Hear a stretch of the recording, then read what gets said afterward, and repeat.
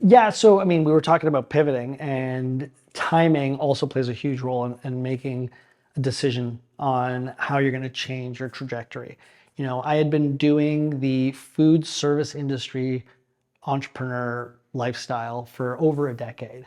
And, combine that with the obstacles that COVID presented, it was starting to wear me out. And the joy, the passion that I used as my guiding light in that industry was starting to dim a bit.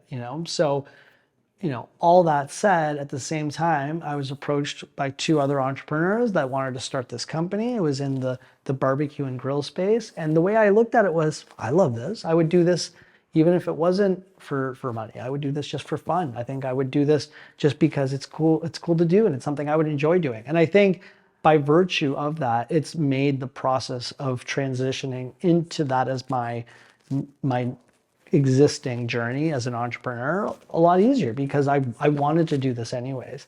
I'm more of a live fire chef than traditional barbecue, but it comes back to, I use that terminology because it comes all back to the creative side of things, right? I really want to showcase just how much can be cooked over a fire pit. I want to ensure that people walk away from it being not intimidated by barbecue, but have open eyes towards all the different things they can do. Sounds like fire is your canvas. It is, yeah. I love it because I always tell people when you cook with fire, it's kind of like dancing, right? But you always want to make sure that you're in the lead because a fire can completely get out of control and can injure someone, it can ruin your food.